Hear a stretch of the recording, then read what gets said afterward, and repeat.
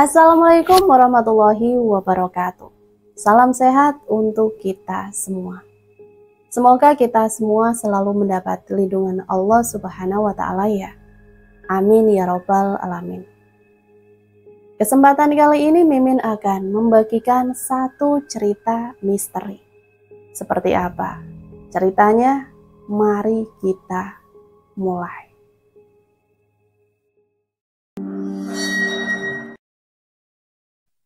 Panasnya, ampun. Sebuah suara bergumam. Lantas sebuah lengan yang kokoh dengan urat-urat pertonjolan mendarat di wajah seorang lelaki. Wajah yang keras, sorot matanya tajam. Tetapi ketika itu tampak lesu sekali. Dengan lengannya yang kecoklat-coklatan, ia seka keringat yang membanjiri di dahi. Kalau tak ingat mertua sedang sakit parah, maulah rasanya hari ini pulang saja ke kota. Ia bergumam lagi. Kaki-kakinya kembali melangkah, enggan tapi pasti. Jalan setapak itu akan berakhir di mulut kampung. Tinggal beberapa ratus meter, namun jaraknya seakan-akan telah bertambah panjang. Sejauh berkilo-kilometer, terlalu benar, tetapi kenapa ia harus mengeluh? Itulah resiko kawin dengan seorang anak petani. Petani yang kaya memang, akan tetapi mana pula ia pantas berdiam-diam saja di rumah sepanjang hari, makan, tidur, menyulut rokok, seraya minum kopi tubruk, bercanda dengan istri yang begitu muda dan cantik. Bercumbu di tengah udara sepanas ini, ia menggeleng-gelengkan kepalanya sendiri. Mana ada selera. Kalau mertuanya sembuh, mereka kembali saja di kota. Masa cuti kawin Iwan di kantor belum berakhir. Dihabiskannya saja di kota. Tak perlu lagi berkeluh kesah dalam rumah yang senantiasa berisik oleh cerit dan tawa adik-adik Mira, atau duduk-duduk diam di hadapan ayah Mira yang tak henti-hentinya berpetuah, berlagak mengerti, dan menunggu semua orang tidur untuk bisa bergelut dengan istrinya sendiri. Tak perlu cemas oleh derit teranjang besi yang sudah lama tidak diminyaki. Iwan tersenyum kecut, matanya menatap ke kejauhan. Bangunan rumah-rumah di balik pepohonan kelapa dan beringin yang daun-daunnya telah semakin banyak berguguran. Iwan tegak terpaku di tempatnya berdiri. Sebentuk benda berwarna hitam legam terbujur memotong jalan setapak yang akan ia lalui. Benda itu bersisik, besarnya sama dengan batang paha Iwan. Dengan liar mata Iwan menatap benda misterius itu, tampaknya seperti diam. Akan tetapi semak belukar di kedua sisi jalan setapak bergerak gelisah. Samar-samar di telinga Iwan terdengar suara mendesis yang kadang-kadang berupa siulan yang lembut. Cepat sekali ingatan Iwan bekerja. Sehari sebelum ia asik ke jenjang pernikahan bersama Mira, Iwan telah bertemu untuk pertama kali dengan benda bulat panjang dengan sisik berwarna hitam. Waktu itu dia lama diam terpaku seperti sekarang. Setelah ia sadar, benda itu telah lenyap di balik semak belukar. Penasaran, ia ikuti arah benda yang ia yakin pasti ular yang sangat besar. Dengan takjub ia sadari, semak belukar yang tadi rebah dilalui ular hitam, semua tegak seperti semula, seolah-olah tidak terjadi apa-apa. Seakan-akan tidak ditimpa oleh benda besar dan sangat berat. Aku tak tahu ular apa itu, tanyakan saja kepada ayah.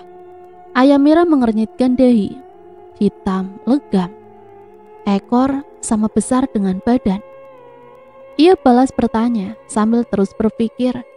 Dan tiba-tiba orang tua itu menatap tajam ke mata Iwan. Sesaat ia menelan ludah, kemudian, itu ular jin. Jin? Iwan tercengang. Iya jin. Jangan anggap remeh anakku, tegur ayah Mira. Iwan masih ingin tertawa, tetapi demi menghormati mertuanya, ia berusaha menahan rasa geli. Mana ada ular berbentuk jin atau jin berbentuk ular. Bahkan jin memang dalam agama ada disebut. Tetapi kok ular terlihat pula oleh mata. mana ada jin yang tertampak oleh mata manusia. Karena itu Iwan tak membantah lagi waktu Ayam Mira melanjutkan. Bila ular jin tampak di sebuah tempat, maka malapetaka akan terjadi di sekitar tempat ia menampakkan diri itu. Suara orang tua itu cemas. Ia kemudian malah keluar dari rumah dan pergi ke tetangga. Bersama tetangga mereka kemudian menemui Ajengan. Tetapi Ajengan sedang menjenguk anaknya yang bekerja di kota. Mereka lalu bertemu dukun. Oleh dukun diperintahkan agar penduduk desa menyediakan sesajian. Terdiri dari pisang masak, bunga rampe, telur ayam putih, dan sejumput beras putih. Semua diletakkan di atas talang, lalu disimpan di pintu rumah masing-masing. Malapetaka itu memang tidak datang, kecuali kemarau yang rasanya terus membakar bumi. Dan Ayam Mira nyeletuk pada menantunya. Hati-hati nak, kalau kau lihat ular jin itu kembali, segeralah beritahu kami. Tidak, bukan ia tidak ingin memberitahu mertua atau penduduk desa. Akan tetapi sedetik ia terlambat, ular itu akan hilang lenyap seperti beberapa hari yang lalu. Sedangkan ia akan pulang ke kota tak lama lagi. Kulit ular yang bisa dijual mahal akan bisa menambah gajinya yang sudah mencukupi untuk membeli hadiah buat Mira.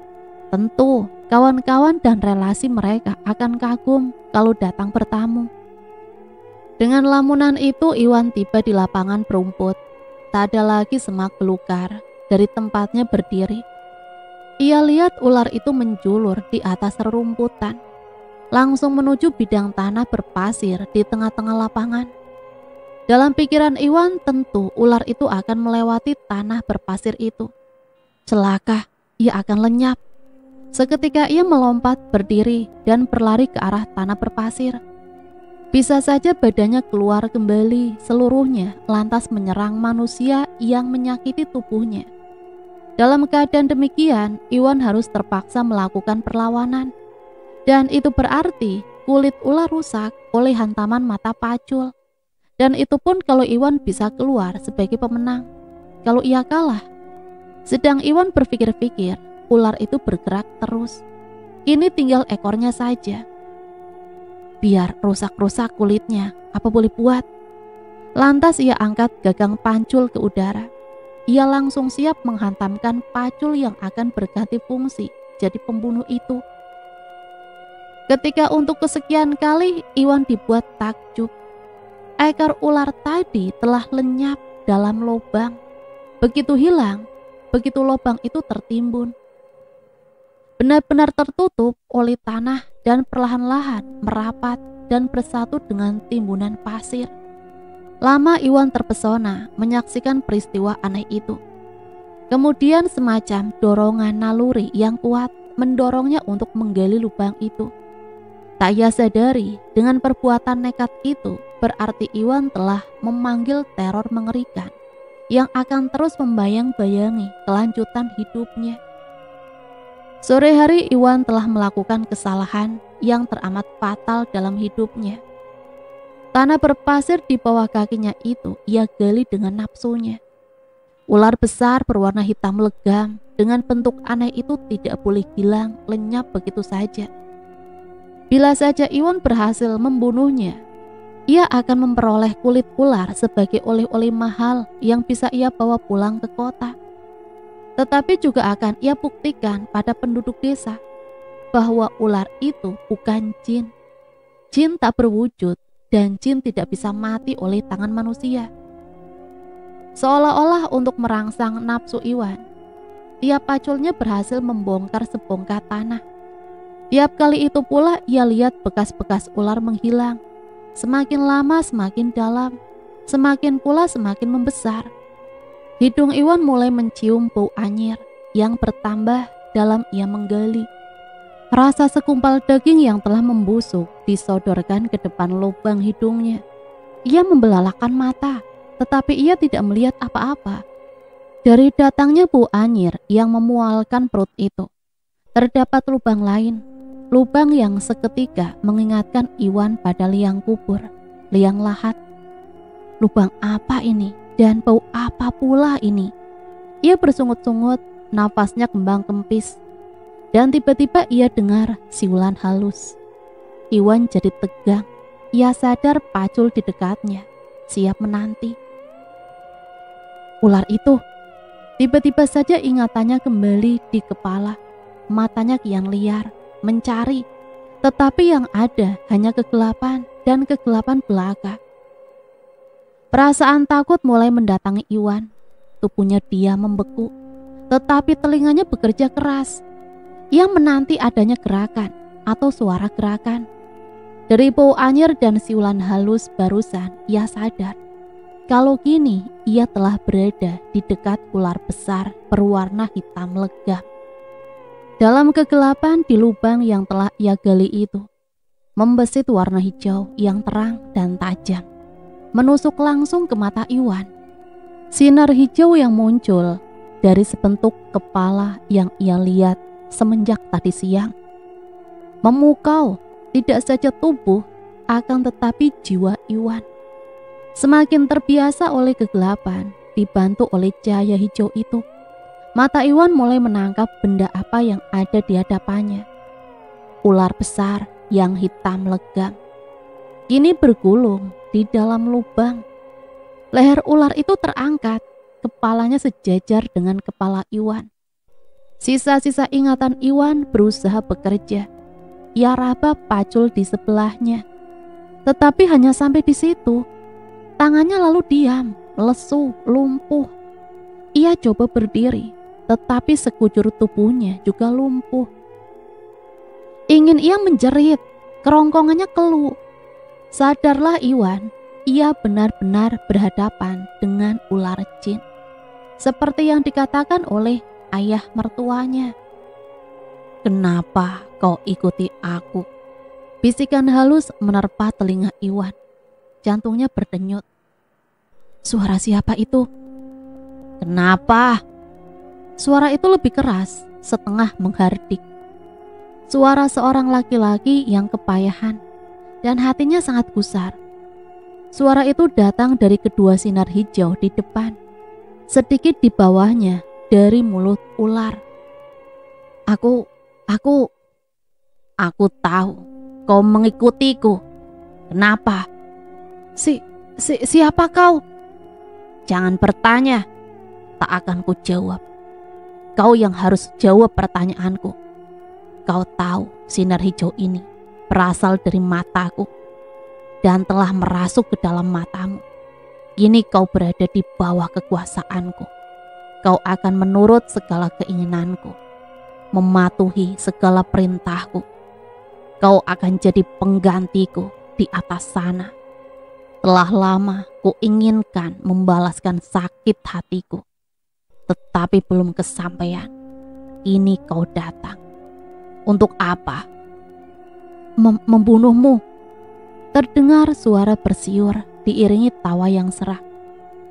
Tak seorang pun bisa membunuhku, tetapi kau bisa membunuh banyak orang untukku. Tetapi, diamlah, aku akan teruskan bicaraku. Camkan baik-baik. Mulai detik ini, jiwaku telah merasuk ke dalam jiwamu. Pada waktu-waktu tertentu, wujudku pun akan menggantikan tubuhmu yang bagus. Kulitku yang bersisik akan menggantikan kulitmu yang halus. Kau tak berdaya menolakku, dan ingat, kau tak boleh menceritakan pertemuan kita terhadap siapapun juga di atas sana. Sekali kau bercerita, kau bukan lagi manusia, tetapi jin berbentuk ular seperti aku. Ular jadi-jadian yang tersisa sepanjang hidupnya. Sekarang pergilah. Kemana? Tanya Iwan seperti orang bodoh. Pulang, pergilah ke rumah istrimu. Tetapi Iwan menengadah, menatap ke atas. Terdengar lagi siuran lembut, lalu suara tertawa yang serak. Apa yang bisa kulakukan, kau pun bisa melakukannya. Kekuatankulah yang membantumu menggali lubang sebegini dalam. Kekuatanku akan kualihkan ke tubuhmu. Setelah itu, kau bisa memanjat sendiri ke atas. Dengan susah payah, Iwan mulai memanjat tanah licin di dalam lubang. Begitu tangannya menyentuh, ia rasakan kukunya menghujam dalam. Tubuhnya menjadi ringan. Ia tidak bergerak memanjat sebagai manusia biasa, melainkan merayap terus ke atas. Ia tak tahu apa yang terjadi pada dirinya, dan ia tidak peduli. Ia terus merayap seperti ular di sepanjang tembok lubang yang sangat dalam itu. Langit semakin lebar juga. Udara segar semakin banyak menerobos ke lubang-lubang hidungnya. Ia mulai melihat bulan dan bintang-bintang yang gemerlap. Dalam sekejap ia telah berada di tepi lubang. Ia gulingkan tubuhnya menjauh dari lubang itu. Terhantar di atas tanah berumput, ia ingin tidur yang nyenyak. Berharap apa yang ia alami hanyalah sebuah mimpi yang buruk, sangat buruk. Bila ia bangun, ia tidak lagi melihat lubang yang menganga. Ular besar hitam legam di dalamnya, sorot sepasang mata berwarna hijau, suara parau dan bau anyir yang memualkan isi perut. Betapa kini perutnya terasa semakin mual. Iwan terbungkuk-bungkuk, perutnya memburai ke atas. Lalu ia pun muntah dengan hebat. Iwan, susah payah ia buka matanya. Cahaya silau dari jendela seakan membutakannya. Ia pejamkan lagi mata. Iwan, kau dengar suaraku sayang? Sebuah tangan yang lembut mengelus pipinya mesra.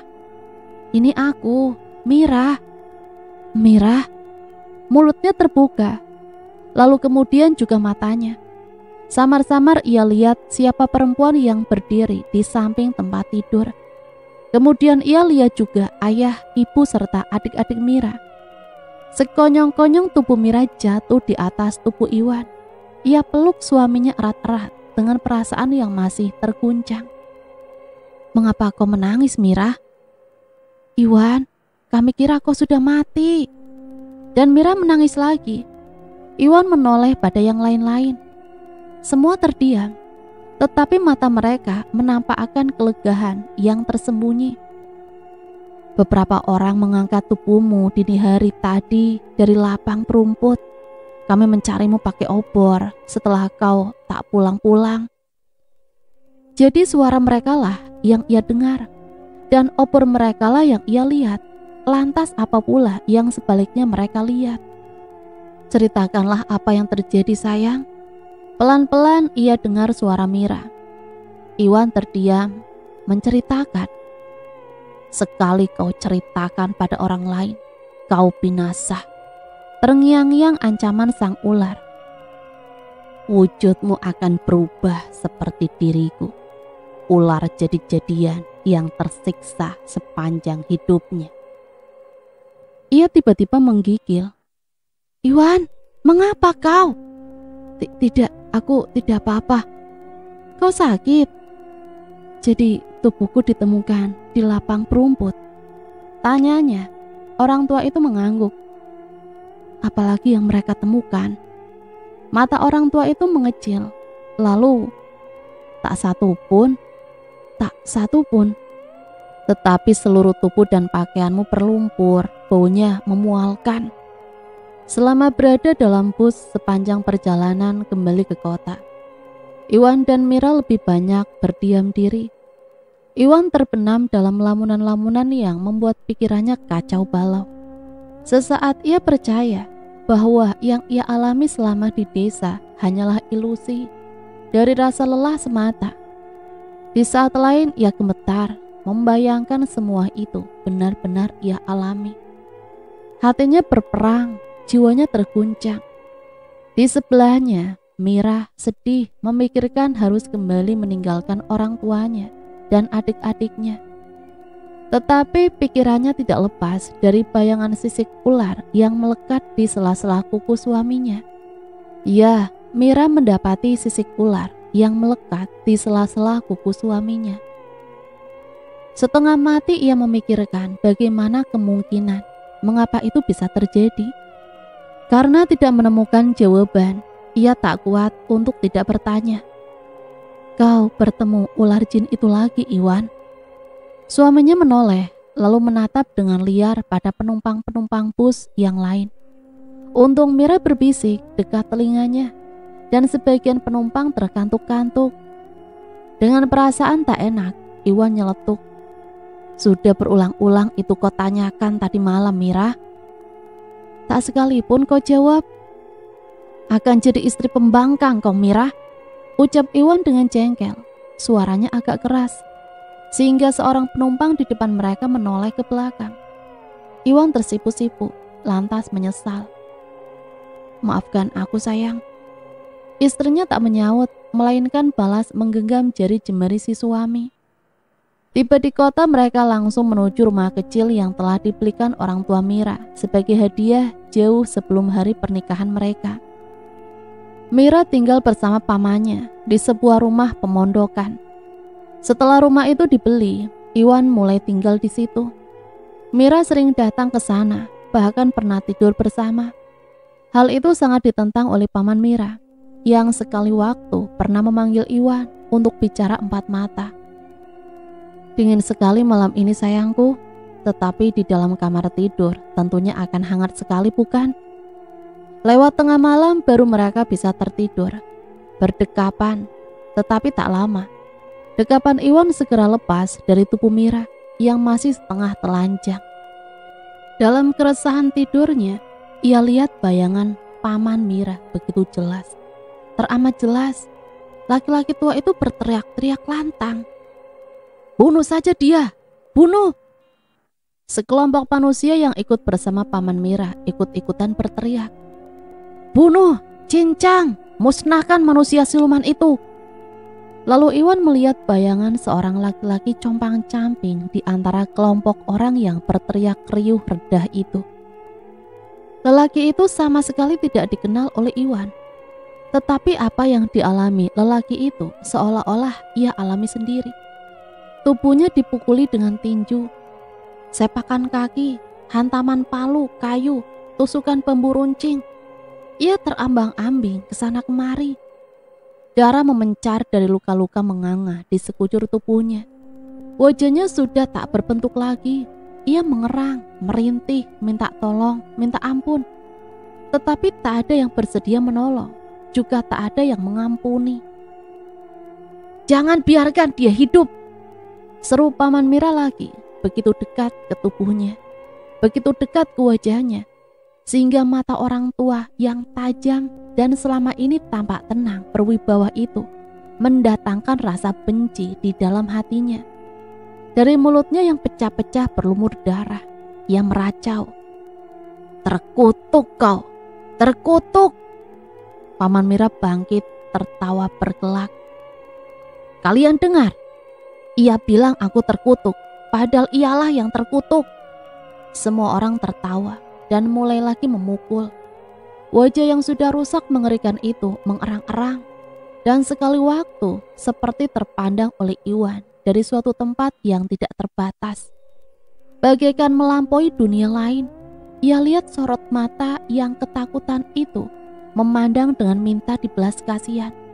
Tetapi suaranya yang serak dan dingin bernada lain. Bunuhlah dia, bunuhlah dia. Tangan orang itu susah payah menunjuk pada seseorang. Paman Mira yang tegak tergelak. Ditunjuk begitu, paman Mira menghantamkan sebuah batu besar ke kepala laki-laki malang itu. Sebelum batu itu jatuh, Iwan memejamkan matanya dengan jantung berhenti berdenyut. Dan telinganya menangkap suara yang dingin itu kembali. Bunuh dia, balaskan dendamku. Balaskan Iwan, balaskan. Malam itu Sukarya selesai membaca sebuah buku. Setelah ia simpan dalam rak perpustakaan, ia beranjak menuju kamar tidur. Tetapi sebuah gerakan halus di kaca jendela perpustakaan menarik hatinya. Mula-mula ia sangka hembusan angin, tetapi tirai jendela tidak bergerak sama sekali. Mungkinkah seorang pencuri dengan berjingkat-jingkat? Orang itu beranjak ke jendela. Hati-hati ia singkapkan tirai korden, dan tiba-tiba ia ternganga. Lewat jendela kaca, ia lihat sosok tubuh mengendap-endap di luar. Maling yang tak tahu diuntung. Ia bersungut-sungut perlahan. Ia setengah membungkuk ke arah meja. Lacinya ia buka. Ketika ia berjingkat keluar dari ruangan yang penuh dengan rak-rak itu, di tangannya telah menggenggam sepucuk pistol. Dalam jilatan cahaya bulan yang pucat, Sukarya mengangkat pistolnya. Pelatuk sudah siap ia tarik. Ketika bayangan itu dengan tiba-tiba berdiri di hadapannya. Memang berbentuk tubuh manusia, akan tetapi kulitnya demikian hitam dan legam. Apa yang membuat Sukarya terpukau adalah sorot mata kecil kehijau-hijauan di wajah makhluk itu. Kalaupun boleh disebut wajah, kepala menekuk ke belakang, bersisik. Hidungnya cuma terdiri dari lubang-lubang di atas mulut yang lancip. Menganga lebar, mengeluarkan lidah yang bercampur cabang. Seketika mulut Sukarya bergetar. Dari lidah bercabang yang terjulur-julur keluar dengan lendir berbau anyir.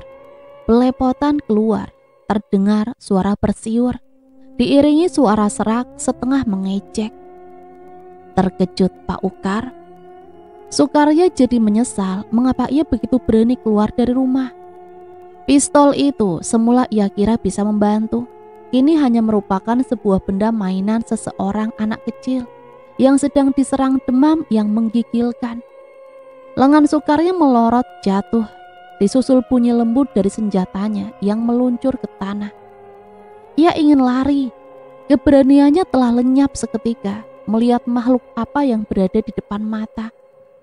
Namun baru juga ia akan memutar tubuh, lengannya telah disambar oleh sebuah lengan yang kesat bersisik. "Jangan!" Sukarya setengah berteriak, menahan kaget dan takut. "Jangan apa Pak Ukar? Kau, aku apa? Aku apa Pak Ukar? Setan, hantu, dedemit. Aku tak tahu apa. Atau siapa kau? Lepaskan aku! Lepaskan!" "Tidak akan. Masa kau tak kenal siapa aku?" Tidak, lepaskan." "Coba perhatikan betul-betul. Cobalah. Kau bukan manusia, kau." "Siapa aku Pak Ukar?" Mulut yang lebar membelah hampir seluruh kepala makhluk itu. Menyeringai, taring-taring di depannya yang tajam dan runcing bagikan pencapit-pencapit raksasa yang siap menghujam ke tubuh Sukarya.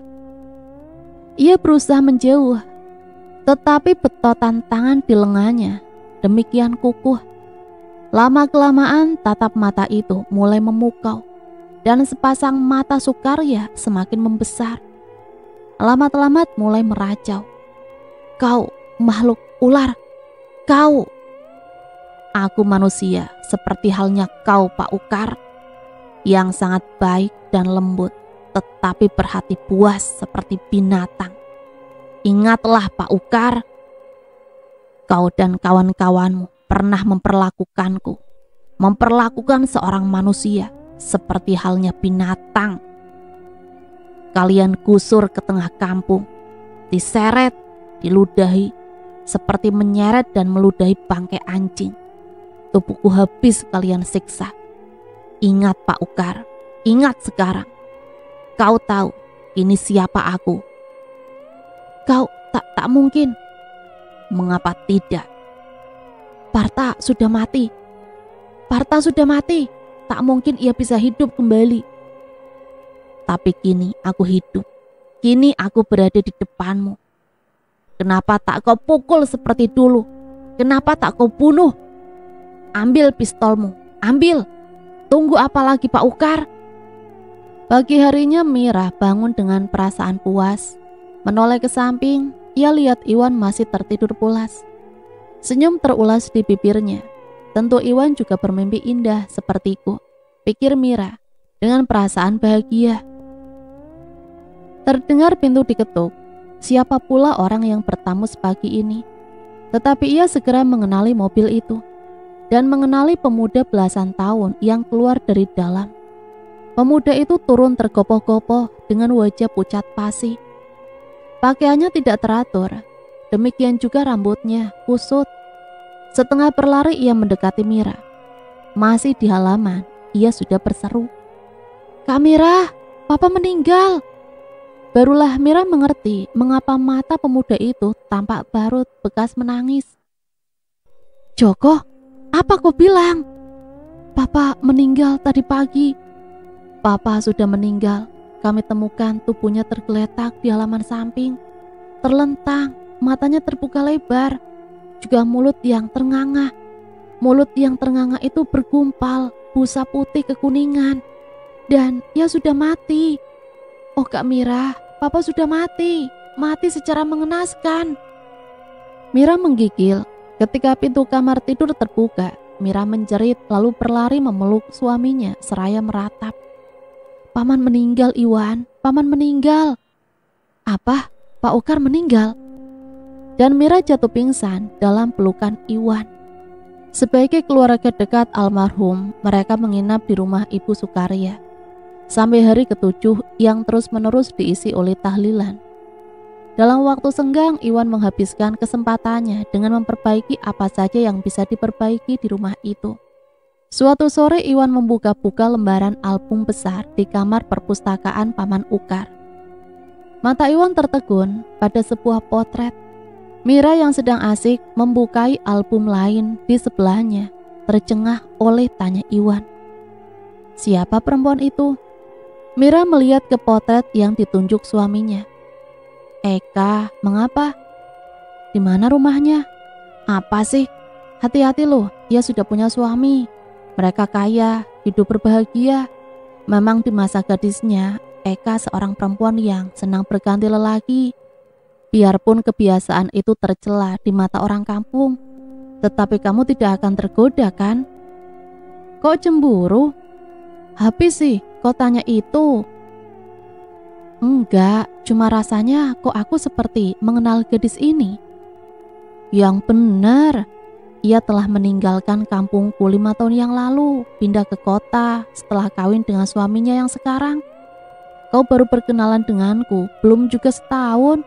Bagaimana kau bisa melihat Eka ada di kampung?" "Entahlah." Beberapa hari berikutnya, Iwan kembali terombang-ambing di antara bangun dan tidur. Mira sudah terlelap di sampingnya. Setelah lebih dulu tak lupa mengunci semua jendela dan pintu rapat-rapat.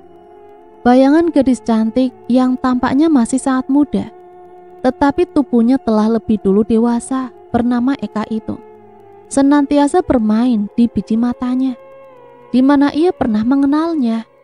Seakan-akan untuk menjawab, si gadis itu lihat berjalan pulang dari sekolah desa yang letaknya tak jauh dari mulut kampung. Rumah keluarga Eka yang miskin letaknya agak terpencil, tak jauh dari sungai. Untuk sampai ke rumah, ia harus melewati telaga, sawah, ilalang-ilalang di pinggir ladang, dan gembala-gembala kerbau yang sedang meniup suling di dekat kubangan.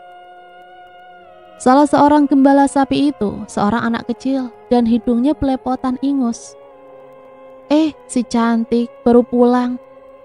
Eka menjawab bukan dengan kata-kata, tetapi melalui bibir yang dicibirkan atau lidah yang diculurkan. Ketika gadis itu beranjak dewasa, gembala sapi itu semakin tergila-gila. Eka bertambah cantik saja, tidak saja di mata si gembala, tetapi juga di mata banyak lelaki lainnya, termasuk anak kepala desa. Sering sekali si gembala melihat bagaimana Eka main bersembunyi-sembunyi di sungai. Bahkan pernah sekali waktu ia lihat tubuh mereka saling tindih.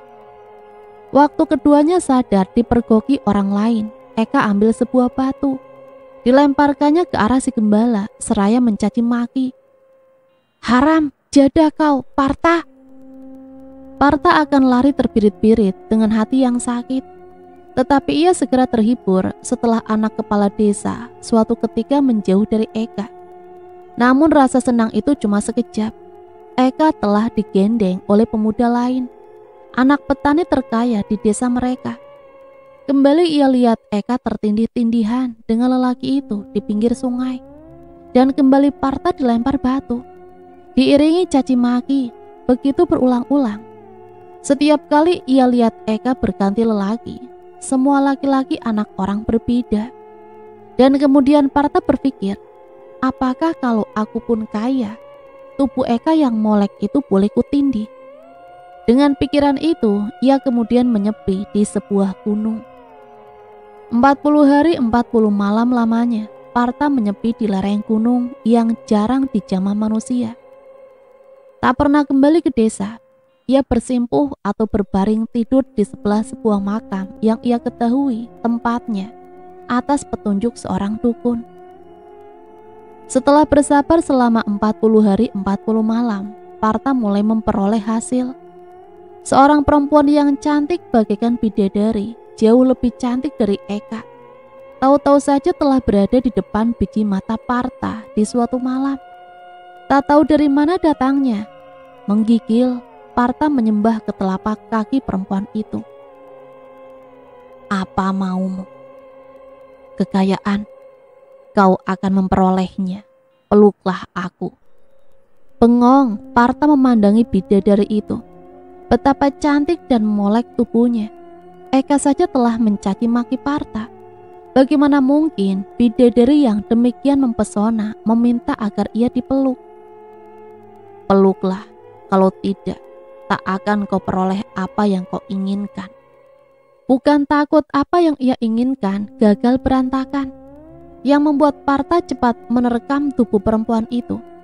Tetapi ia takut tubuh perempuan itu kemudian akan hilang, lenyap, seperti datangnya yang tidak berketentuan. Padahal Partha sudah demikian merindukan tubuh Eka. Ia merasakan keindahan bagai di surga, kenikmatan bagai di Taman Firdaus. Ia lelah, berkeringat, tetapi perempuan itu terus-menerus meremas-remas tubuh Partha. Kehalusan tubuh si perempuan tahu-tahu telah berubah jadi warna hitam legam, bersisik kesat, dan wajah molek yang tadi ia ciumi telah berganti rupa jadi kepala seekor ular yang menakutkan. Partha jatuh pingsan seketika. Ketika ia terbangun, ia ketahui dirinya telah berada di luar hutan, tak jauh dari lereng gunung. Ketika ia menoleh ke kejauhan, ia lihat desa mereka rasanya tak jauh di depan mata. Partha bangkit, berjalan dengan tegap. Aneh, ia merasa ia lebih kuat dari biasanya. Malah wajahnya seolah-olah lebih tampan dari lelaki manapun di desa mereka. Karena tak tahu apa yang akan dikerjakan di desa mereka, ia kembali mengembala setelah mengatakan pada orang-orang desa kemana ia pergi selama ini. Kemana lagi kalau bukan mengunjungi sanak saudaranya di daerah lain. Ia cuma menjadi gembala selama seminggu. Majikannya tiba-tiba jatuh sakit tanpa suatu sebab, lalu mati. Sebagian kerbaunya diserahkan pada Partha untuk dimiliki sendiri. Kerbau itu kemudian beranak pinang. Beberapa ekor ia sewakan untuk membantu pekerjaan di sawah. Tiap yang betina beranak, ia berikan seekor pada dukun yang telah berjasa padanya. Ia dan dukun itu segera menjadi kaya raya. Eka seketika melepaskan laki-laki yang menggendengnya satu persatu. Suatu malam ia muncul di pintu rumah Partha. Boleh aku tidur bersama kau? Eka berbisik. Partha tentu saja tak menolak. Malam itu ia habiskan benar-benar si Eka. Akhirnya Eka minta dikawin. Tetapi Partha teringat pesan Pak Dukun yang hidup menyendiri sampai tua renta. Kau boleh meniduri perempuan, tetapi tak boleh kawin dengannya. Itulah syarat terakhir yang harus kau penuhi. Lantas Partha mencemooh Eka. Buat apa menikah kalau kita bisa hidup bercinta sebagai suami istri? Keluarga Eka mula-mula tak setuju, apalagi penduduk kampung. Tetapi dengan kiriman makanan dan pakaian serta uang yang tak henti-hentinya ke alamat rumah Eka, membuat orang tuanya menyerah, tak berdaya. Mereka pasrah apa maunya Eka dan Partha. Penduduk pun lama-lama tak peduli, biarpun beberapa di antara mereka dengan suara jijih bersungut-sungut. Haram, Eka menjatuhkan diri dari tubuh Partha. Matanya terbelalak, memandangi laki-laki yang menggeliat di atas tempat tidur. Menggeliat bagai cacing kepanasan. Rintihan kesakitan dengan lidah yang panjang terjulur keluar, bersama buih yang berbau busuk. Kulit Partha bagaikan dibakar oleh panggangan api neraka. Seluruh tulang-tulangnya bagaikan remuk. Ia menggeliat, dan karena tak tahan, akhirnya jatuh pingsan. Esok paginya ia terbangun, mendapatkan kulit tubuhnya terkelupas, seperti secari kain sutra yang tipis berwarna keputih-putihan. Ia copoti satu persatu, dan menyadari kulit tubuhnya telah menjadi baru. Ia merasakan kesegaran yang menyenangkan, berlari-lari ke rumah dukun dan bertanya apa yang telah menimpa dirinya. Seperti halnya ular yang kau sembah pada waktu-waktu tertentu dan berganti kulit sebagaimana ular berganti sisik. Gemetar Partha mendengarnya dan menggigil Eka setelah ia tahu semuanya. Tak kusangka, tangis perempuan cantik molek itu pecah. Dicengkram Partha pundak Eka, sehingga perempuan itu terpekik kesakitan. Awas Eka, hanya kita berdua saja yang boleh tahu semua ini. Eka meringis. Bagaimana aku bisa jaga mulut? Kunci, jahit rapat-rapat. Kalau tidak, aku akan membunuhmu. Partha, sungguh kubunuh kau begitu kau buka rahasia. Dan ingat, aku tak boleh kau tinggalkan. Aku sangat cinta padamu. Aku akan menderita kalau kau pergi ke pelukan laki-laki lain. Tidak akan. Jerit Eka ketakutan. Suatu malam hujan sedang turun rintik-rintik ketika Partha baru saja pulang menjual sapi ke kota. Tubuhnya letih lesu setiba kembali di desa. Berharap Eka akan menyambutnya dengan pelukan hangat dan kopi susu yang sama hangatnya. Namun di pintu rumah ia segera tertegun. Ia lihat jendela samping terbuka sedikit. Dengan berjingkat ia beranjak ke sana, jongkok di bawah jendela dan dia mendengarkan. Dari dalam kamar tidur Eka, ia dengar rintian perempuan itu. Partha terlonjak berdiri. Ia sambar daun jendela. Di dalam kamar, Eka terlonjak bangun dan menjerit kaget setelah melihat siapa yang berada di luar jendela. Bana, anak guru sekolah desa, merangkak ketakutan ke tempat di mana baju dan celananya berserakan. Ia belum sempat mengenakannya waktu tubuh Partha bagi terbang ke dalam kamar. Sebuah sepakan kaki yang kuat hinggap di dagu Bana. Pemuda itu mendongak, darah meleleh dari hidungnya. Tak puas dengan kaki, Partha menghantam dengan tinju. Bana mengaduh dan mengaduh, kemudian jatuh terkapar di lantai. Kaki Partha sudah siap menyepak dada pemuda malang itu untuk menghabisi nyawanya seketika. Waktu ia mendengar Eka menjerit lirih. Jangan. Partha membalik, wajahnya merah padam, berkeringat bagai butir-butir jagung. Kau perempuan terkutuk, sumpahmu palsu. Partha, aku tak bersumpah apa-apa padamu. Perempuan jadah, haram kau Eka. Mulut laki-laki itu berbau alkohol. Ia telah mabuk-mabukan di kota dan mungkin sepanjang perjalanan ke desa, ia pasti telah main judi seperti biasa di sana. Walau selalu menang, tetapi Partha tak pernah bisa melawan pengaruh minuman keras. Mual oleh bau alkohol, Eka merontah dan menerjang-nerjang dengan kedua kaki dan tangan. Lepaskan aku, lepaskan! Eka berhasil meloloskan diri, langsung berlari keluar rumah. Partha mengejar. Kembali Eka, kembali! Tidak, tidak! Eka terus berlari. Suara mereka yang hingar-bingar membangunkan penduduk desa. Banyak orang berhamburan keluar melihat kedua orang yang mereka benci selama ini saling kejar-mengejar. Merasa malu oleh pandangan mata penduduk, Partha mengancam. Kembali Eka, atau kubunuh! Yang terlepas dari bibir Eka membuat tubuh Partha limbung. Tolong, Tolong, laki-laki itu jelmaan ular, tolong. Berpuluh-puluh penduduk tegak terpaku. Kemudian beberapa orang di antaranya bergerak maju. Parta tiba-tiba merasa dirinya terkepung. Ia mulai takut. Iwan tersentak dari tidurnya yang resah. Perasaan takut dalam hati Parta seolah-olah menjaleri dirinya. Ia tidak kenal siapa Parta itu, tetapi ia merasa seolah-olah apa yang dialami dan diderita Parta adalah apa yang juga ia alami dan derita. Badan Iwan bagai dilecuti dengan tiba-tiba. Ia mengeliat, sakit, dan dari mulutnya terdengar rintihan yang lirih. Eka, ia mengkhianatiku. Iwan tetap tak ambil peduli. Apa yang ada dalam pikirannya hanyalah bayangan Eka yang harus segera ia temui. Setelah beberapa hari, ia mengintai rumah perempuan itu diam-diam. Dengan laki-laki kaya seperti Parta di desa, tetapi suaminya telah tua.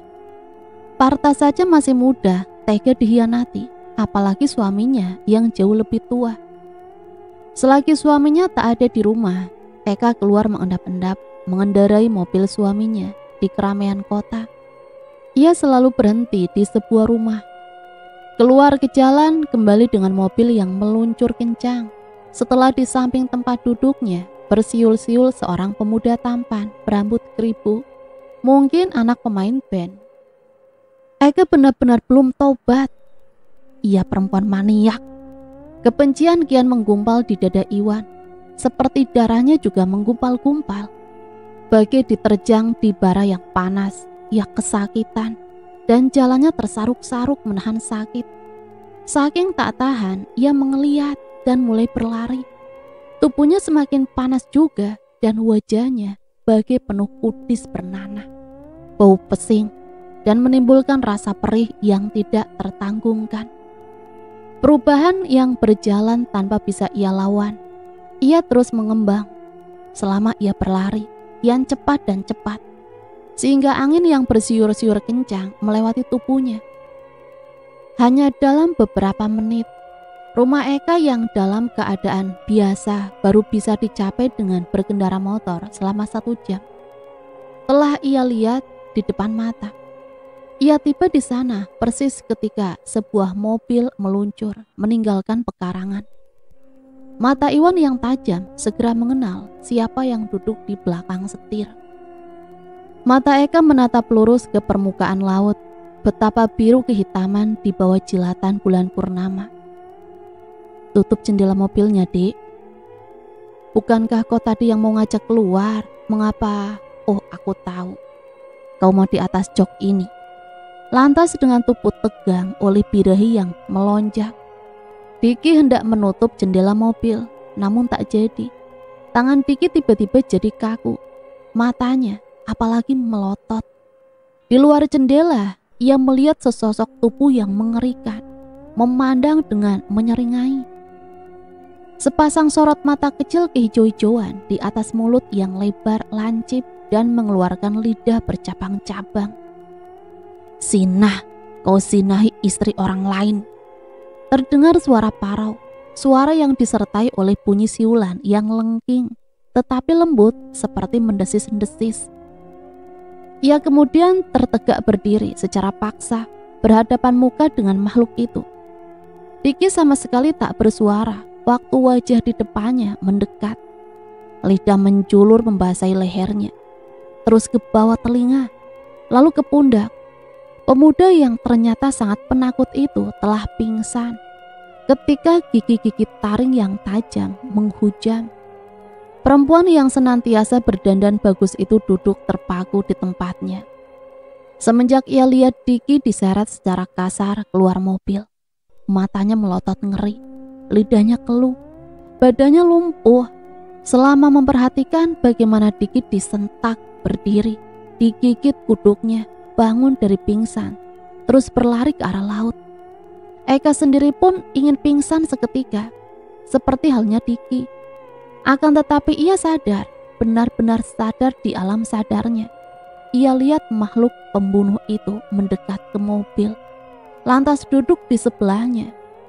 Bau anyir yang pengap segera menyerang hidung Eka. Saat itulah mulutnya gugup terbuka. Siapa kau? Lupakah kau, Ekaku yang cantik? Suara itu dikenal Eka dan tiba-tiba ia terpekik. Parta? Ya, aku Parta, Partamu yang tercinta. Lidah makhluk itu menjulur terus di sekujur leher Eka. Dan tiba-tiba sepasang taring yang panjang dan tajam menghujam di leher yang jenjang dan halus itu. Darah memercik keluar bersamaan dengan lepasnya jeritan Eka.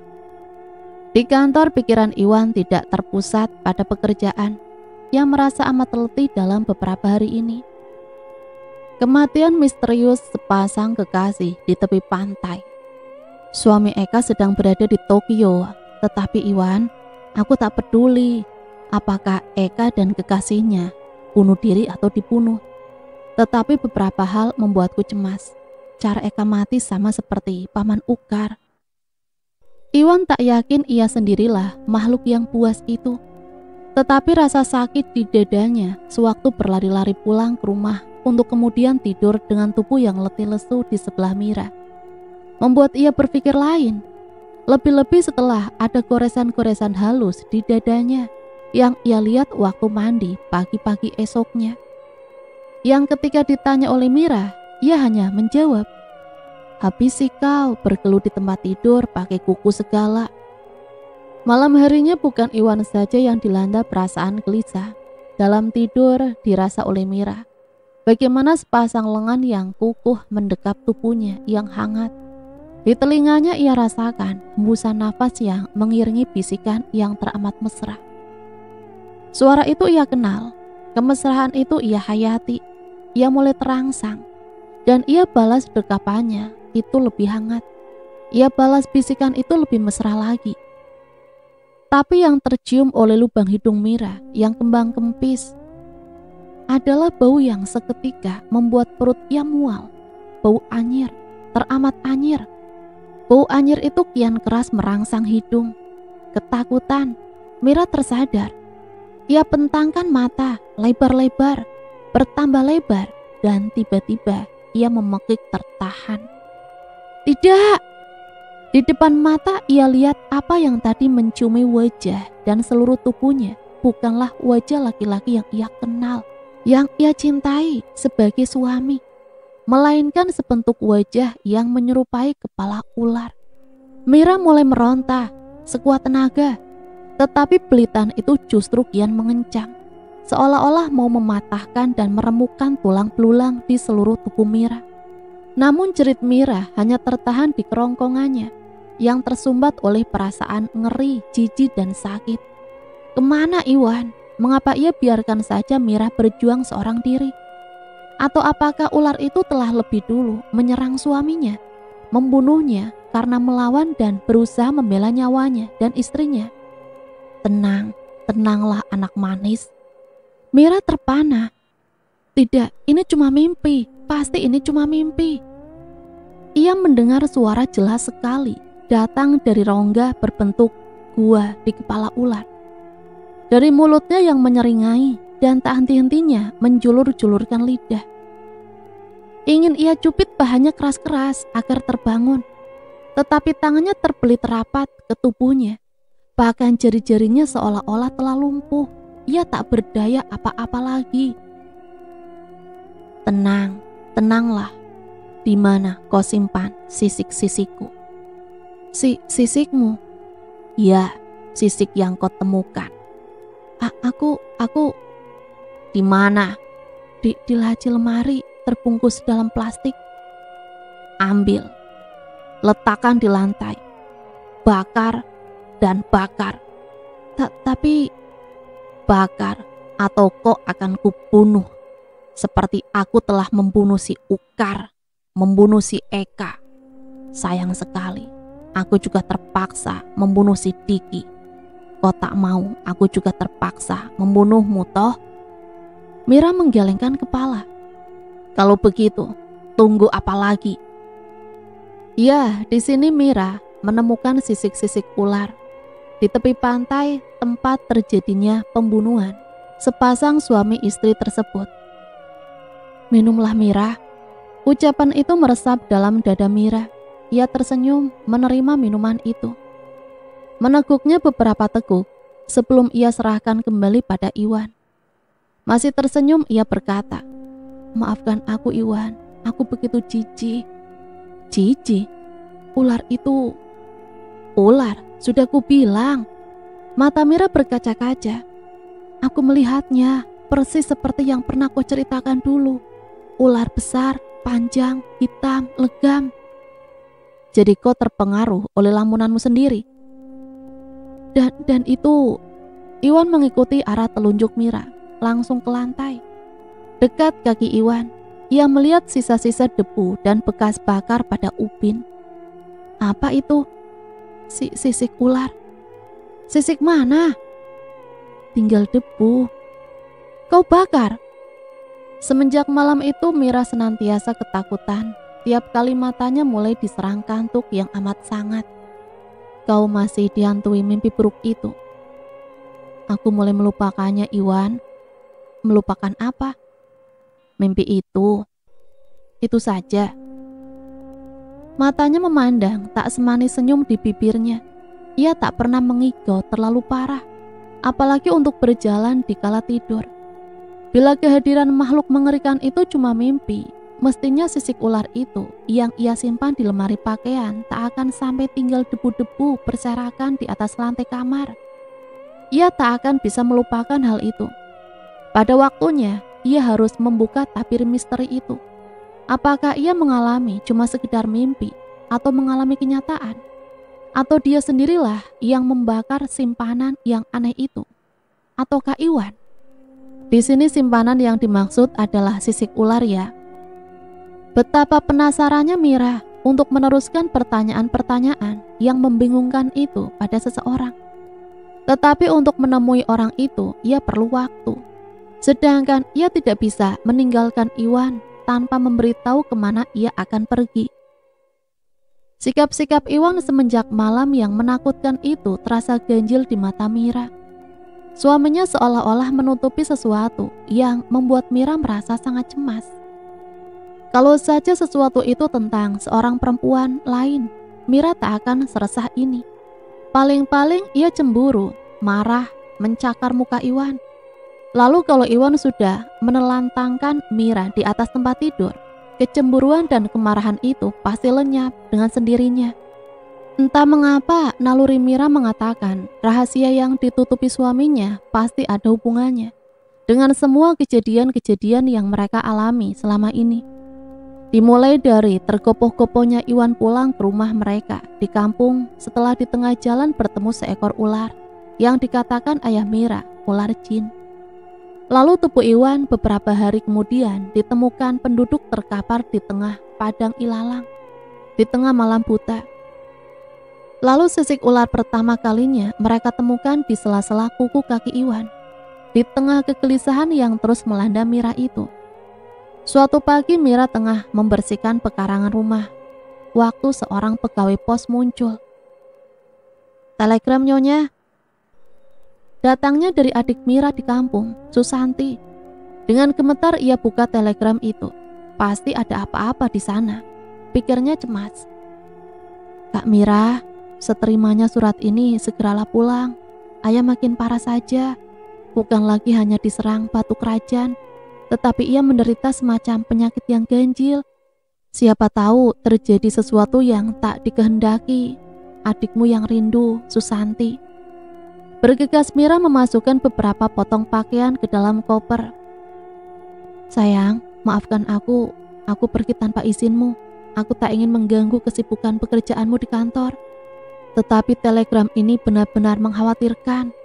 Lusa hari Sabtu bukan? Susullah aku sepulang dari kantor. Doakan ayah ya. Ia akan mertuamu." Seluruh tubuhnya terasa mandi peluh. Waktu akhirnya ia mengetuk pintu sebuah rumah yang letaknya terpencil dari rumah-rumah penduduk lainnya. Halaman rumah itu luas, ditanami pohon ketela dan cengkeh. Tetapi bagian belakangnya langsung membentur bukit terjal. Di atas bukit menggunung sebuah batu besar yang tampaknya dengan sedikit sentuhan saja pasti terguling ke bawah. Dalam keadaan tertentu, diundangkan batu itu tampak penghuni rumah berhadapan dengan seseorang yang oleh penduduk sudah dianggap biasa. Karena yang dihadapi penghuni rumah itu adalah pasien yang minta tolong untuk diobati atau diberitahu penyakit apa yang ia derita. Mira agak gemetar membayangkan ia harus duduk di undakan batu itu, memandang jauh ke bawah. Tetapi untunglah penghuni rumah tak merasa perlu membawa Mira mendaki ke atas. Ia terima di kamar sempit yang dindingnya dipenuhi kepala-kepala binatang, beberapa kitab suci dan tafsir di atas sebuah rak. "Jadi namamu Mira?" kata orang di hadapannya, ramah. Ia mengangguk-anggukkan kepalanya yang rambutnya sudah putih semua, sehingga jenggot panjangnya yang juga memutih terayun-ayun. Konon umur laki-laki itu sudah lebih 100 tahun. Tetapi waktu membuka pintu, tubuhnya berdiri tegap dan berjalan kukuh di samping Mira. "Kau percaya padaku?" Mira mengangguk pasrah. "Ucapkan." "Saya percaya, Bapak Ajengan." "Tidak ragu-ragu dengan niatmu?" Laki-laki Mira mengangguk dan laki-laki Ajengan itu menegaskan, "Ucapkanlah." "Tidak ragu-ragu, Bapak Ajengan." "Dengan nama siapa kau datang?" "Nama Tuhan." Orang tua itu manggut-manggut. "Aku senang mendengarnya, anakku. Karena itu aku pun percaya. Rempah-rempah di cangkir berisi air itu hanya kau pandang sebagai pelengkap saja, bukan barang-barang keramat. Tak ada yang keramat di dunia ini, anakku, kecuali nama Tuhan. Dengan namanya lah nanti kita berhubungan batin, dan kau akan tahu apa yang kau ingini. Mau kau ceritakan secara lengkap kejadian yang membingungkanmu, anakku?" Terputus-putus karena pengaruh emosinya yang meluap-luap, Mira menceritakan semuanya. Dari mulai suaminya menemukan ular di tengah perjalanan ke sawah, sampai malam di mana seekor ular mengerikan datang ke tempat tidur Mira beberapa malam yang lalu. Nafasnya tersengal-sengal. Waktu kemudian cerita itu ia akhiri dengan sebuah pertanyaan. "Mimpikah itu, Bapak Ajengan, atau nyata?" Orang tua itu mengelus-elus jenggot putihnya. "Maafkan aku, anakku. Jangan marah kalau kukatakan imanmu selama ini tidak tebal. Kalau saja kau lebih mendekatkan diri pada Tuhan, segala yang buruk itu tak akan berani mendekatimu. Apa yang kau alami, anakku, adalah akibat kurang tebalnya imanmu." "Jadi semua itu bukan mimpi?" "Sayang sekali, bukan, anakku." Tubuh Mira bergetar. "Apa atau siapa yang mempengaruhi hidupku dan suamiku?" "Anakku, lihatlah di cangkir." Mira melihat dan merasa takjub. "Kau kenal dia?" Mira mengingat-ingat wajah yang tak bisa dikatakan tampan itu, seperti pernah ia kenal. Ia perhatikan benar-benar bentuk matanya yang agak menjorok ke dalam, pipinya yang menonjol tulang-tulangnya, bibirnya sedikit tebal dan dagu yang lekuk di bagian tengah-tengahnya. Ia yakin ia pernah melihatnya, tapi di mana dan siapa? "Kau kenal anakku?" "Saya lupa-lupa ingat, Bapak Ajengan." "Temanmu satu kota?" "Entahlah, rasanya di kota saya tak pernah bertemu laki-laki seperti dia." "Teman satu kampung?" Mira memikirkannya lagi. "Bisa Bapak Ajengan perlihatkan lagi gambar laki-laki itu?" "Begini nak, yang ada di dasar cangkir hanya air, bukan gambar. Hanya dengan kekuatan batinku yang menyelusup ke dalam jiwamu yang memungkinkan gambaran itu muncul." "Entahlah Pak, selama lebih dari 10 tahun saya tinggal dengan bibi di kota, hanya pulang sekali, tetapi saya akan mencarinya di antara penduduk kampung. Mudah-mudahan orangnya memang ada, karena Bapak sendiri ragu apakah wajah yang kau lihat itu wajah seseorang yang masih hidup atau sudah lama meninggal. Cobalah tanyakan pada orang-orang lain, mungkin ada yang kenal. Segera setelah kau mengetahui siapa laki-laki itu, kembalilah pada Bapak. Setelah itu barulah kita mulai menjauhkan pengaruh iblis itu dari dirimu dan suamimu." "Ayah, ayah," bisiknya Parau, gemetar. "Ini aku ayah, ini anakmu, Mira. Apa yang terjadi pada diri ayahmu, nak? Katakanlah, mengapa ia sampai begini?" Justru itu yang mau ditanyakan Mira. Batu keras menggema dari mulut ayah Mira. Lalu terdengar suara tetangga yang oleh penduduk dianggap dukun itu bersungut-sungut. "Diamlah, jangan ada yang mengganggu." Lalu mulutnya komat-kamit lagi, kepalanya bergoyang ke kiri dan ke kanan. Seraya tangannya tak hentinya menjatuhkan bulir demi bulir kemenyan ke atas pedupaan. Sesak nafas Mira karenanya. Ia bermaksud membukakan jendela kamar yang tertutup, tetapi dilarang oleh ibunya yang berusaha keras menahan tangis jangan sampai keluar pula. "Mengapa ayah?" bisik Mira pada Susanti. "Entahlah, mula-mula kami sangka kesurupan biasa, tapi sudah beberapa dukun telah mengobatinya, tetapi Bapak belum sadar-sadar semenjak 3 hari yang lalu." "Mengapa tak dibawa ke dokter?" "Dokter kan cuma ada di kota, sedang ayah sudah lama tak kuat berjalan kemana-mana. Sampai-sampai waktu Paman Ukar meninggal, ia terjatuh di belakang, hampir lumpuh karena mendengar kabar itu. Tak bisakah kau berbuat sesuatu, Kak Mira?" Mira mondar-mandir gelisah di kamar depan, kemudian teringat pada ajengan yang tadi siang ia temui. Ia tanyakan Susanti apakah mereka sudah menghubungi ajengan itu. Kata Susanti sudah, tetapi ajengan tengah mengobati seorang pasien di rumahnya. Pasiennya mengalami patah tulang rusuk dan kaki karena jatuh dari pohon kelapa. Dan selama 3 hari itu ajengan terus mengurut tulang-tulang yang patah. "Tadi aku ke sana, ia sendirian." "Ke sana, mau apa?" Susanti keheranan. Mira gugup oleh pertanyaan itu. Lalu memanggil Dadang, adiknya yang bungsu. Tetapi Dadang tak berani keluar tengah malam menuju rumah ajengan yang jauhnya beberapa kilometer dari kampung mereka. "Ya sudah, panggilkan Uwak," bentak Mira marah. Tetapi subuh harinya, Uwak yang ditemui Mira kemarin ke kampung, mereka dengan tangan kosong, tersenggal-senggal karena jalan kaki pulang pergi. Orang tua itu menjelaskan, "Bapak ajengan tadi malam dipanggil orang di gunung. Ada beberapa orang yang memerlukan pertolongannya di sana." "Kapan pulangnya?" "Katanya mungkin baru 2 hari yang akan datang." Mira terduduk di kursi. Dari kamar muncul ibunya yang matanya barut oleh tangis. Ia memeluk Mira, menanyakan apakah anaknya sudah makan, kemana Iwan, dan banyak pertanyaan lain yang tak teringat untuk ia tanyakan malam harinya. Mira menjawabnya satu persatu dengan sabar dan merasa lega setelah melihat ayahnya di kamar tertidur. Kata Susanti tidurnya paling 10 atau 15 menit, setelah itu penyakitnya pasti kambuh kembali. Benar saja, baru juga Mira mandi air hangat di sumur. Telah terdengar jeritan ayahnya dari kamar. Bergegas Mira masuk ke kamar dan menemukan adik-adiknya serta ibunya sudah mengelilingi tempat tidur. Di atas ranjang ayahnya mengeliat dan menghempas-hempaskan tubuh. Kaki dan tangannya dipegang erat-erat oleh mereka.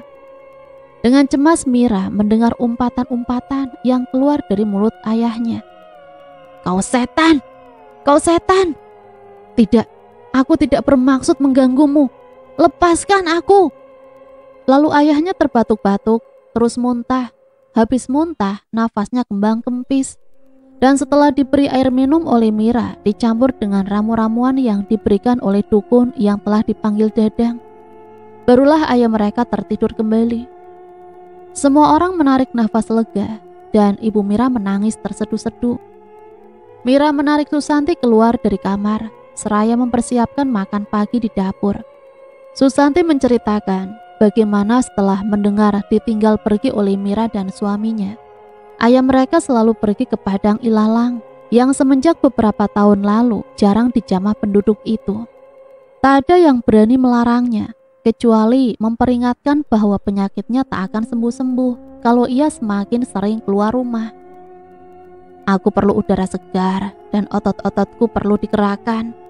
Begitu selalu jawab ayah mereka. Lalu suatu hari ayah mereka membawa pacul. Semula mereka sangka mau pergi ke kebun, tetapi sampai jauh malam belum juga kembali. Waktu dicari semua orang terheran-heran.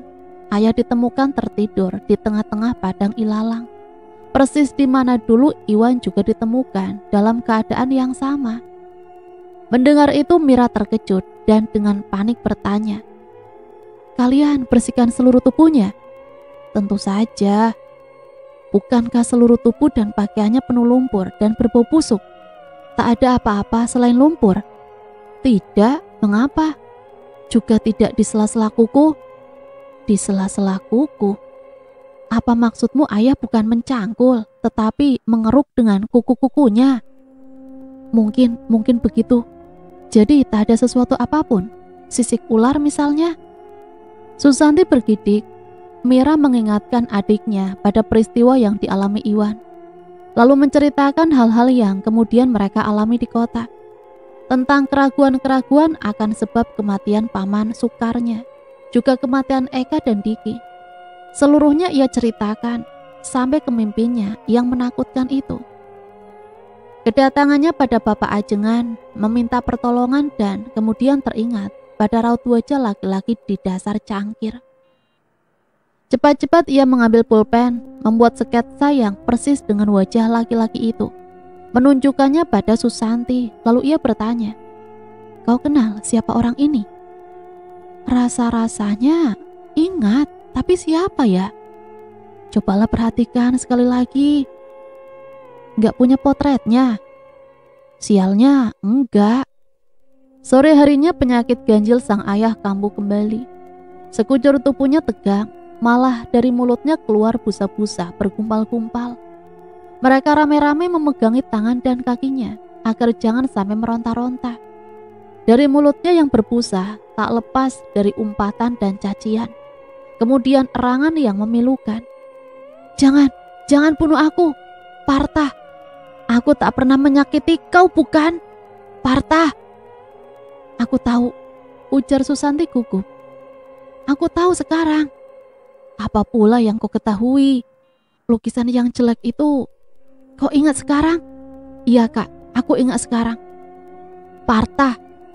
Ah, kau cuma kenal waktu masih sama-sama kecil. Itu anak gembala yang di pipinya lengket ingus mengering kan? Dan di bibirnya selalu lekat seruling." Mira terhenyak di kursi. "Tak mungkin." "Mengapa tidak, Kak? Lupakah kau suratku beberapa tahun yang lalu? Kau pernah kukabari. Parta yang tak ketentuan hidupnya itu tiba-tiba menjadi kaya raya. Perempuan-perempuan yang pernah membencinya mulai menaruh hati padanya. Bahkan sampai tergila-gila. Si Eka misalnya." "Eka?" "Ya, bintang kampung kita itu. Anaknya masih ingusan tetapi sudah mengenyam enaknya tidur dengan laki-laki itu. Ah Kak Mira, masih ingat kau ceritaku dalam surat-suratku selanjutnya? Kau pernah bilang orang kampung kita mengharam jadakan Eka dan Partha karena mereka hidup serumah tanpa nikah." Lalu Susanti seolah-olah mendesak ingatan Mira agar keluar semua. Suatu ketika Partha memergoki Bana di kamar tidur Eka. Partha hampir membunuh Bana. Eka melarikan diri, dikejar oleh Partha. Eka menjerit-jerit mengatakan Partha sudah gila. Partha orang jadi-jadian. Partha memuja ular. Penduduk kampung yang mendengarkan memperoleh kesempatan melampiaskan kebencian mereka selama ini. Partha mereka bunuh beramai-ramai. Kau mau mengatakan yang mengganggu jiwa ayah adalah arwahnya Partha? Kak Mira, arwah itu juga telah mempengaruhi kau. Mira menggigil. Yang muncul dalam mimpiku ular besar yang hitam legam, bukan manusia. Mungkin itu ular yang disembah Partha atau apa? Mungkin ular itu Partha sendiri. Ah, jangan pula kau mengada-ngada, rungut Mira. Namun ia memikirkan pula kemungkinan itu. Kalau saja Bapak Ajengan tidak sedang pergi ke gunung, Mira rasanya mau terbang ke sana seketika. Juga untuk menanyakan kemungkinan yang diucapkan adiknya. Santi, aku belum percaya sama sekali. Tetapi tahukah kau kira-kira tempat yang tepat untuk kita bertanya? Mbah Rejo, rumahnya di ujung kampung dekat sungai. Sudah hampir 100 tahun umurnya, tetapi masih kuat bekerja di sawah. Ia punya tanah berbau-bau jumlahnya. Pokoknya hampir semua sawah yang ada di kampung ini adalah miliknya. Meskipun banyak yang membenci Mbah Rejo, karena konon ia seorang dukun yang bisa membuat orang meriang hanya dengan meludah di depan orang itu, atau menusukkan lidi ke tanah untuk memaksa orang yang tak disukainya menusuk perut sendiri pakai pisau. Orang-orang yang menderita penyakit-penyakit aneh itu hanya bisa disembuhkan oleh Mbah Rejo, dan kita ke sana sekarang juga. Ke Mbah Rejo? Kau gila? Apa boleh buat, hanya itu satu-satunya orang tempat kita minta tolong saat ini. Bukankah kau yang pernah menceritakan Mbah Rejo lah yang mengatakan Parta telah mati, lalu menyuruh penduduk mencemplungkan tubuh Parta ke dalam sebuah sumur tua supaya tak berusaha payah menggali kuburnya. Tapi aku takut, Kak. Kau tinggallah di sini biar aku pergi dengan Dadang. Adiknya yang bungsu itu gemetar waktu Mira mengajaknya menemui Mbah Rejo. Dengan jengkel, Mira membentak. Kau mau jadi laki-laki apa kalau kau sudah besar? Banci! Menciut, Dadang akhirnya menurut saja. Iwan turun dari bus lewat waktu maghrib. Tak ada dokar lagi waktu itu. Sehingga dengan gundah ia meneruskan tujuannya dengan berjalan kaki melalui jalan desa yang berbatu-batu ke kampung istrinya. Ia sangat senang sekali waktu di tengah jalan ia bertemu seorang yang bisa diajak ngobrol, membuang rasa capek dan penat. Orang itu memanggul cangkul dan celananya kotor oleh lumpur kering. Dan kalau tak salah, kau Bana, rumahmu yang pertama-tama ditemui di kampung Mira. Dari mana malam-malam begini? Gali selokan untuk mengairi kebun mentimun, Wan. Susahnya air bukan main. Hujan turun ketika mereka tiba di depan rumah Bana. Dengan hormat, empunya rumah mengajak tamunya singgah. Ia tak memperoleh jawaban. Waktu ia menoleh, tamunya sudah berdiri di dekatnya, memandang tajam pada Bana. Lalu samar-samar ia dengar sebuah suara. Bukan suara Iwan, tapi suara laki-laki yang terdengar serak. Masih ingatkah kau si Eka? Bana? Terkejut Bana oleh suara itu, oleh pertanyaan itu, dan kemudian oleh wajah laki-laki di depannya. Waktu bulan muncul kembali, ia hampir tak percaya dengan penglihatan matanya. Tetapi ia merasakan hembusan nafas laki-laki itu rapat ke wajahnya. Hembusan nafas yang berbau anyir. Iwan, kau... Iwan? Siapa Iwan? Aku bukan Iwan. Bana terpukau. Yang berdiri di dekatnya bukan Iwan yang tadi ia temui di jalan, tetapi sesosok tubuh makhluk yang wujudnya membuat kedua kaki Bana bagai terpaku dalam-dalam ke tanah tempatnya berpijak. Jantung Mira berdebar kencang ketika ia dan Dadang akhirnya tiba di depan pintu rumah Eyang Rejo. Eyang Rejo mempersilahkan mereka masuk. Kalian tentu anaknya si Suparja, bukan? Apa keperluanmu? Minta petunjuk dan pengobatan, Mbah. Siapa yang sakit? Ayah. Mengapa si Suparja? Setauku dia termasuk laki-laki yang sehat. Hanya belakangan ini sering terkena batuk rejang. Kalau bisa sekalian. Sekalian? Maksudmu ada penyakit yang lebih parah? Mira menganggukkan kepala. Setelah mendengarkan Mira bercerita, ia manggut-manggut. Kemudian mengambil sebuah baskom dan sebuah guci tanah yang hitam dan berlumut tepi-tepinya. Ia curahkan air bening ke dalam baskom. Setelah itu ia ambil sehelai daun lontar, digerak-gerakan di permukaan air dalam baskom. Mulutnya komat-kamit membaca mantra. Ia tak perlu membakar dupa karena begitu masuk ruangan, Hidung Mira sudah terangsang hebat oleh bau kemenyan. Kata Susanti, kemenyan dalam dupa Mbah Rejo tak pernah padam. Keluarlah. Tiba-tiba Mbah Rejo bersungut-sungut. Mira terkejut. Ia melihat wajah dukun dan menuruti arah tatapan mata laki-laki tua itu. Seketika Mira membelalakan matanya. Tangan Mbah Rejo tak menyentuh baskom. Meja pun tak bergoyang. Tetapi air di dalam baskom beriak-riak. Makin lama makin keras riak air itu, hampir seperti bergolak tanpa bertumpah setetes pun keluar. Aku tahu. Lalu asap kemenyan di bawah meja mengepul banyak sekali ke atas. Suparja berbuat kekeliruan. Kekeliruan apa, Mbah? Seharusnya ia lebih banyak berdiam di rumah, sehingga tidak saja batuk rejamnya sembuh. Akan tetapi juga ia tak sampai harus berpapasan dengan makhluk itu. Makhluk apa, Mbah? Roh siapa, Mbah? Roh Parta. Tapi Mbah, bagaimana ayah bisa melihat dan mengganggu roh orang yang sudah lama meninggal dunia? Roh Parta masih gentayangan. Di depan rumahnya Bana ingin menghambur masuk ke dalam, kemudian mengunci pintunya dan bergulung di bawah selimut istrinya. Kenapa? Mukamu kelabu, Bana? Takutkah kau? Kau seperti tak mengenalku, Bana. Bukankah kau ingat siapa Eka? Kalau kau kenal Eka, tentu kau kenal pula suaminya. Laki-laki itu bukan suaminya. Laki-laki itu manusia kejam yang menjadikan Eka tak lebih dari seorang gundik yang hina. Kau berani mengejekku, Bana? Tak tahukah kau, aku si Parta. Ia tak cinta padamu lagi. Lalu pada siapa ia jatuh cinta?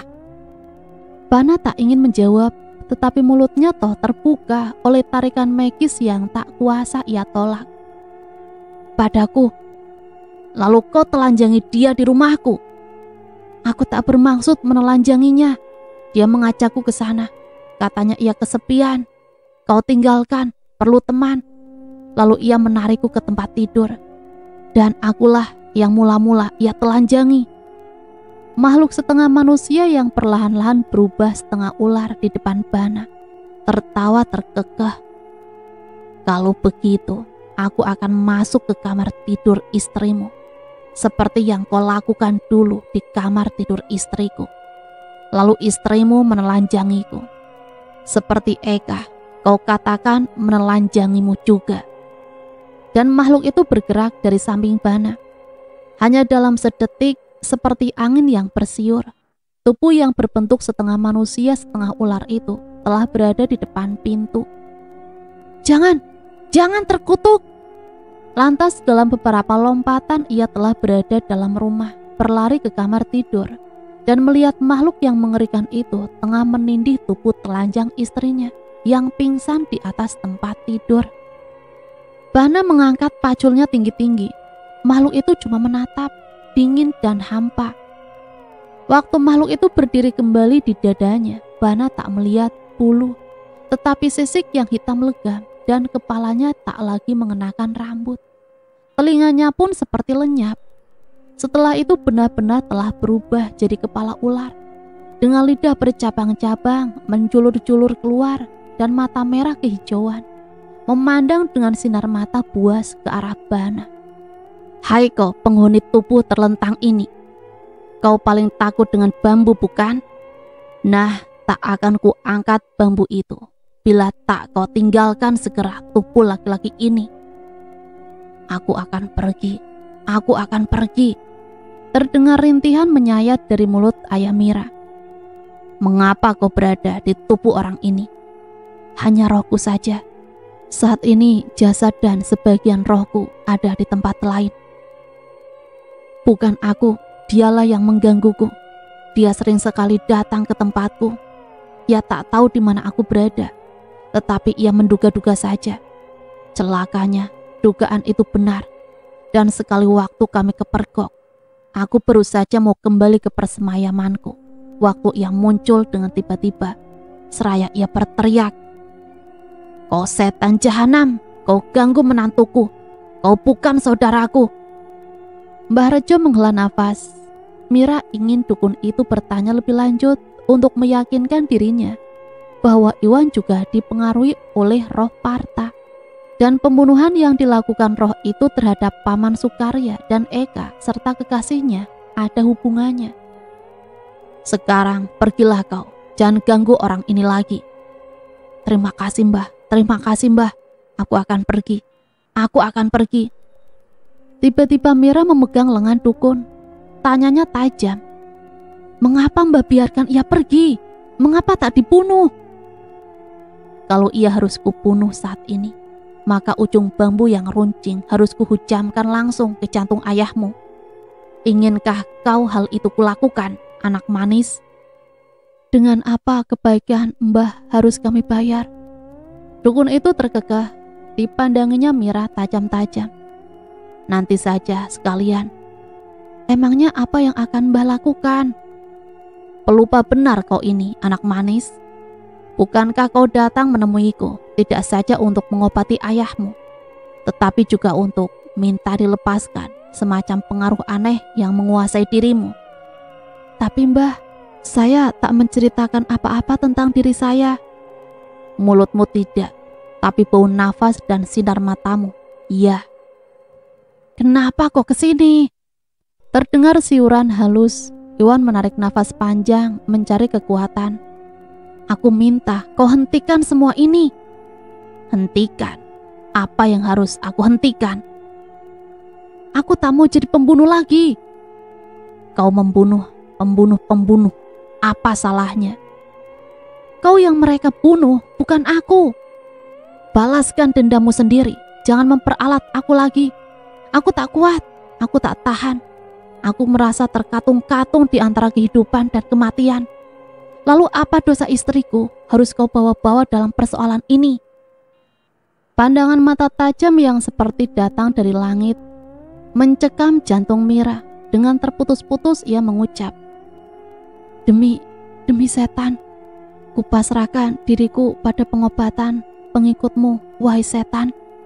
Setelah itu, lupakanlah aku, wahai setan. Buka pakaianmu, anakku. Mira terkejut. Kau mau mandi, anakku, dengan berpakaian lengkap, lalu dengan apa kau pulang nanti? Selimut itu, toh untuk itu kau harus membuka pakaian. Dan setan-setan paling benci pada penutup tubuh semacam itu.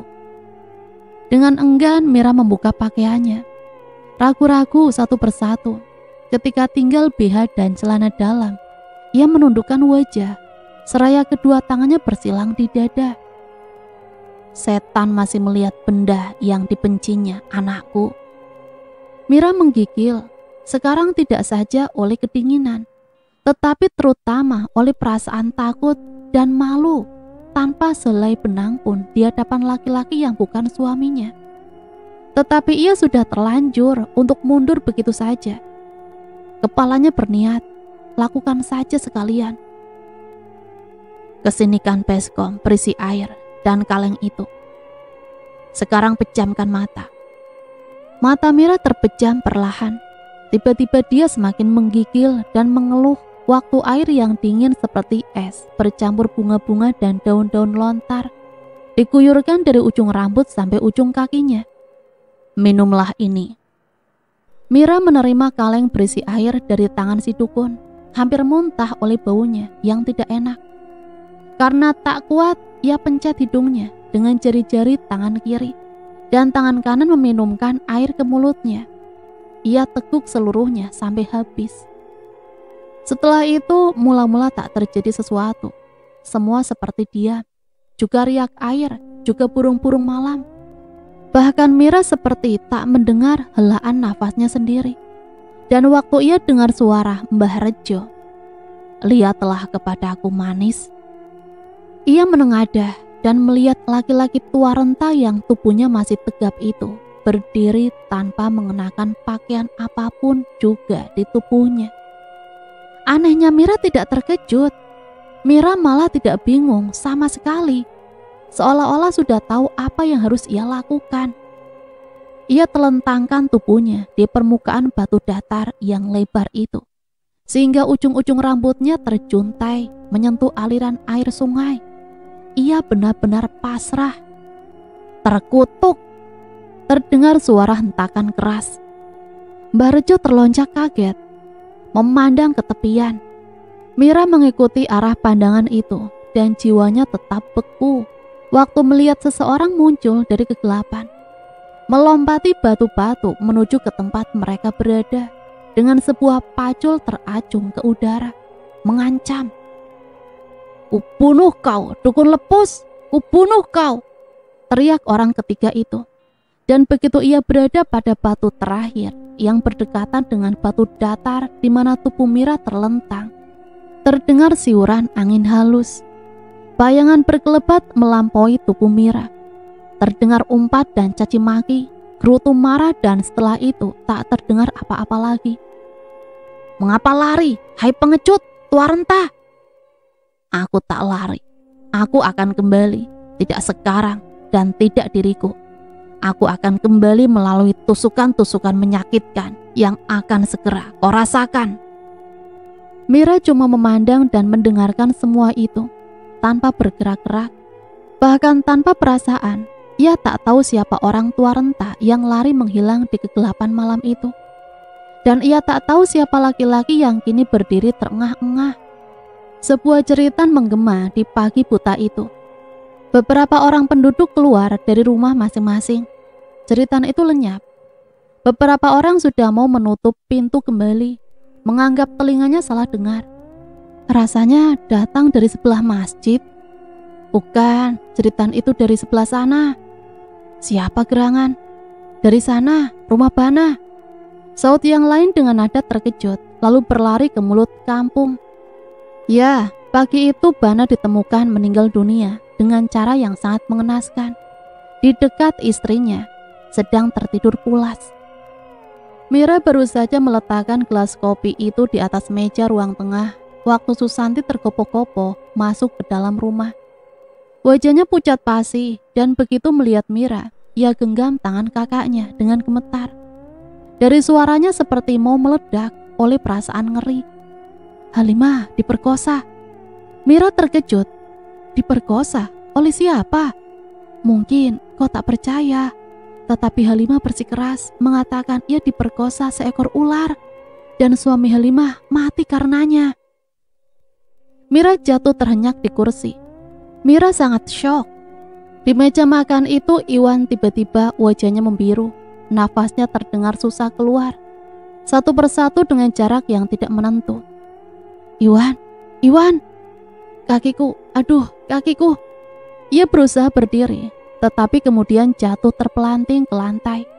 Mira menjerit, membantu suaminya dan menjadi pucat melihat kaki kanan Iwan dari betis sampai ke lutut bengkak membiru. Ia mengaduh, bahkan kemudian ia mulai menangis panik, menimpa keluarga itu, seperti panik yang beberapa saat sebelumnya menimpa seluruh penduduk kampung. Tubuh Iwan yang mengeliat, menahan sakit, mereka angkat beramai-ramai ke atas tempat tidur. Seraya menangis, Mira memeluk suaminya. "Panggil Pak Tisna, lekas." Dalam beberapa menit, Dadang telah kembali bersama seorang laki-laki setengah baya yang bergegas masuk ke kamar tidur Iwan. "Kenapa kira-kira Tisna?" "Bukan penyakit." "Bukan penyakit? Apa maksudnya?" "Entahlah, tetapi kukira aku hanya mampu mendinginkan darah mendidih di bagian kaki yang bengkak itu. Tetapi menghilangkan bengkaknya sama sekali tak bisa. Padahal bengkak itu bisa menimbulkan rasa sakit yang tak tertahankan nantinya." Terdengar dari kejauhan anjing menggonggong lengking dan panjang, seperti suara trompet kematian. Penduduk yang meringkuk di bawah selimut, sedangkan orang-orang yang sedang berkumpul di pos ronda tiba-tiba terdiam. Berpasang-pasang mata saling berpandangan. Beberapa di antaranya mulai gemetar seraya berbisik, "Aku mencium bau tak enak." Aku juga. Seperti bau bangkai." Suara mengalun di bawah angin malam dan orang-orang di pos ronda menjadi kaget. "Dengar." Gagah Iwan mengeras, lalu suaranya yang parau lepas. "Keluarlah, Aku menunggu kalian semua." Suhatman merinding. Surinta membaca doa-doa, sedangkan Kirdi dan Sukri tanpa sadar telah mengencingi lantai papan tempat mereka duduk. Umar bangkit berdiri, sementara Khalid menyambar golok dari pinggang Kirdi. "Kembalikan, itu punyaku. Ayo kita keluar sama-sama." Yang lain menyetujui. Sementara itu Iwan yang berdiri di tengah-tengah jalan kampung melihat bayangan-bayangan aneh di hadapannya. Bayangan-bayangan orang yang berteriak riuh rendah. Kerumunan seperti melihat sebuah tontonan yang menarik. Bunuhlah mereka semua. Bunuh mereka. Cahaya obor menerangi tempat Iwan berdiri. Surinta berseru tertahan. "Partah, tak mungkin." Iwan tertawa terkekeh. "Apa yang tak mungkin?" Yang paling duluan bisa menguasai diri adalah Umar. Ia melangkah ke depan disusul oleh Khalid. Mereka berdua mengacungkan golok siap menyerang. "Lawan mereka Iwan, bunuh mereka, bunuh." Hati Iwan memberontak. "Tidak!" Umar dan Khalid yang sudah maju tertegun mendengar perkataan yang bunyinya jelas, tetapi maknanya kurang mereka mengerti. "Lawan, bunuh mereka semua." Hati sanubari Iwan terdiam. Kemudian ia berteriak, "Mengapa kalian belum maju juga?" "Haram, jadah," sungut Umar. "Kau pikir kami percaya kau itu hantu?" "Aku memang hantu, hantunya Partha yang ingin membalas dendam atas perbuatan kejam yang kalian lakukan beberapa tahun yang lalu. Persis di tempat ini juga. Masih ingatkah? Bukankah kalian sendiri yang menyeretku ke sumur tua itu? Terkutuk kau Partha." Khalid menyumpah. "Itu karena kalian biadab, karena kalian ingin menyiksaku lebih mengerikan. Kalian ingin melihat aku mati secara perlahan-lahan setelah tubuhku remuk. Itu sebagai imbalan dosamu, merusak kehormatan Eka anakku." Surinta membuka mulut.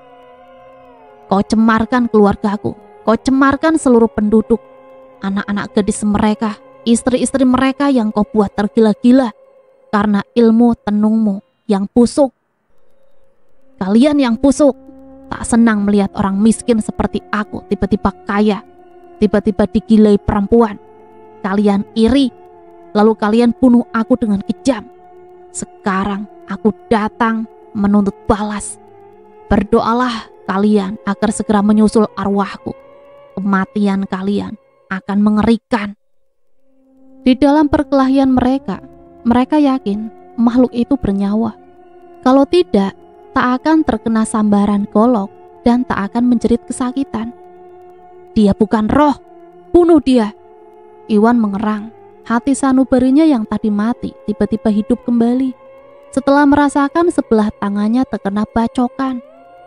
Ia mencium darah dan merasakan cairan lengket mengalir dari lengan. Beberapa saat lamanya perkelahian itu berlangsung dan Iwan bisa menghindari bacokan golok. Ia pergunakan keahlian melakukan perkelahian bela diri yang ia pelajari sewaktu menjadi mahasiswa. Dan tenaga aneh dari pengaruh Partha dalam jiwanya membuat perlawanan dan tenaga Iwan jadi berlipat ganda. Ketika lawan-lawannya sudah kepayahan, ketika tubuh Iwan limbung terjungkal ke belakang tanpa sebab, tangannya menekan perut yang seperti kena hantaman keras. Tahu-tahu perutnya telah membesar, kembung seperti perempuan punting tua. Suhatman, Khalid, dan Umar hanya terpanah oleh peristiwa yang ganjil itu. Mereka akan terus berdiri terpaku, memandang tubuh makhluk yang perutnya kembung dengan tiba-tiba itu. Kalau saja Umar tidak berseru tiba-tiba, "Mengapa kita lepaskan kesempatan baik ini?" Seketika itu juga mereka maju, perlahan tapi pasti. Jadilah makhluk-makhluk Tuhan yang terpuji, saudara-saudaraku. 3 orang yang tengah kesetanan itu dengan kaget membalik. Seseorang berdiri di hadapan mereka, lewat cahaya bulan. Usianya yang tampak sudah tua, mengenakan jubah yang berjuntai-juntai ke tanah. Sementara janggutnya yang putih berkibar-kibar ditiup angin. "Bapak Ajengan, mengapa Bapak ada di sini?" Syukurlah kau kenal aku. Mira menghubungiku 2 hari yang lalu dan ia menceritakan hal yang ganjil padaku. Sayang, aku harus ke gunung dulu untuk mengobati orang-orang yang sakit. Pulang ke rumah, ku dengar Mira mencariku lagi. Karena itu, aku segera datang. Pernahkah lupa orang itu? Tanyanya tenang, seraya menunjuk ke tubuh setengah manusia, setengah ular yang bergulung-gulung kesakitan di tanah. Orang. Bapak Ajengan bilang makhluk mengerikan itu adalah orang. Kau dan kawan-kawanmu pernah berbuat dosa besar. Dosa itu terus mengikuti kalian tanpa kalian sadari. Lalu anak muda yang malang itu datang untuk mengingatkan dosa-dosa kalian. Juga tanpa ia sadari, dosa-dosa itulah yang membuat batin kalian melihat hal-hal yang ganjil. Marilah ku periksa. Ia tampaknya memerlukan pertolongan yang segera. Mana ada manusia berkulit seperti sisik dengan warna hitam legam, demikian rupa, serta kepala berbentuk ular. Siapa kau?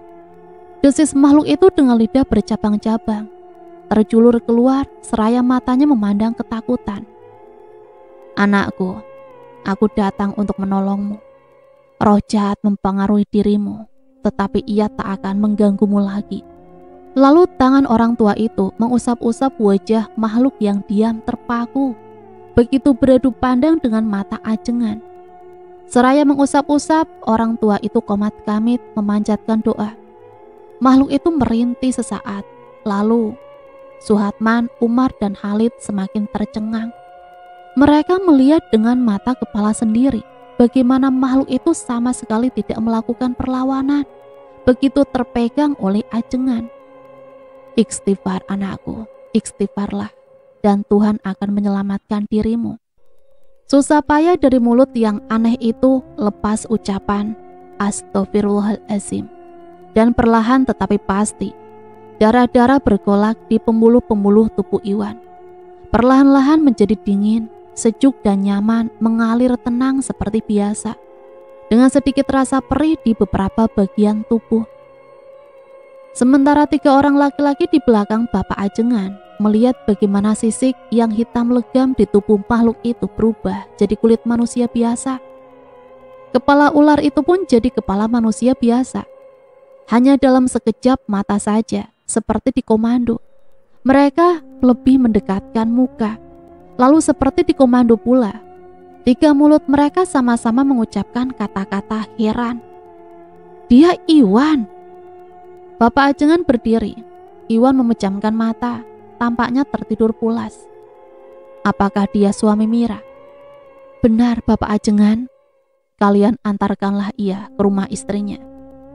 Janggut putih orang tua itu berkibar-kibar sewaktu ia melangkah ke arah rumah di mana barusan Umar dan Khalid masuk membawa tubuh Iwan. Dari dalam terdengar pekik kaget, lalu suara tangis terseduh-seduh. Bapak Ajengan, kata ayah Mira begitu melihat siapa yang masuk rumahnya, seraya tersenyum. Mira yang tengah memeluk dan menangisi suaminya berbalik melihat tamunya yang baru datang itu. Kemudian berlari memeluknya seperti memeluk ayahnya, seraya berucap, "Syukur ya Tuhan." Orang tua renta itu semakin lebar senyumnya. Ia elus rambut Mira dengan penuh kasih sayang. Bagus anakku, mulai sekarang perbanyaklah memuji nama Tuhan. Parta, mengapa penduduk menganiayanya? Karena ia menodai kampung ini dengan mengawini perempuan tanpa nikah, merusak rumah tangga orang lain. Dan konon, ia telah memuja siluman ular. Kematiannya yang dibunuh oleh penduduk beramai-ramai menuntut balas. Dan dengan bantuan dari siluman ular itu, Parta meneror para warga yang telah membunuhnya. Tapi sekarang ia telah tenang dengan bantuan dari Bapak Ajengan. Dan cerita selesai sampai di sini. Semoga cerita ini bisa menemani hari-hari teman-teman semua ya. Dan semoga ada pembelajaran yang bisa kita ambil dari cerita ini. Ambil sisi positif dan buang jauh-jauh hal negatifnya. Sampai di sini saya pamit undur diri, mohon maaf apabila banyak salah kata. Sampai berjumpa kembali di cerita-cerita misteri selanjutnya. Matur nuwun, wassalamualaikum warahmatullahi wabarakatuh.